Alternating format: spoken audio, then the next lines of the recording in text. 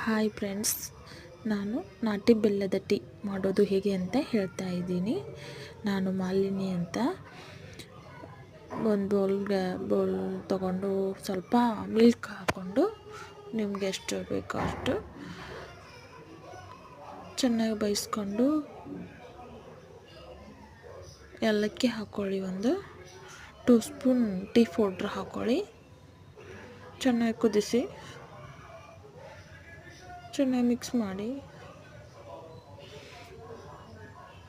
ಎಲ್ಲ ಕುದ್ಮೇಲೆ ಬೆಲ್ಲ ಹಾಕಬೇಕು. ಸ್ವಲ್ಪ ಸ್ವೀಟ್ ಕಡಿಮೆ ಇರುತ್ತೆ ಇದು, ಹಾಗಾಗಿ ನಾನು ಸ್ವಲ್ಪ ಜಾಸ್ತಿ ಹಾಕ್ತಾಯಿದ್ದೀನಿ ಬೆಲ್ಲ. ನಿಮಗೆ ಎಷ್ಟು ಸ್ವೀಟ್ ಬೇಕೋ ಅಷ್ಟು ಹಾಕ್ಕೊಳ್ಳಿ. ಶುಗರ್ ಟೀ ಅದು ಇದು ಕುಡಿಯೋದ್ರ ಬದಲು ಬೆಲ್ಲ ಟೀ ಮಾಡ್ಕೊಂಡು ಕುಡಿದ್ರೆ ಆರೋಗ್ಯಕ್ಕೆ ಒಳ್ಳೆಯದು.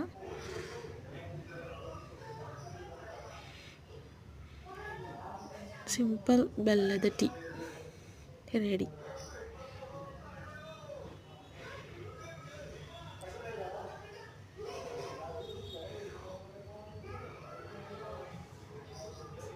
Thank you friends. Please support and subscribe me.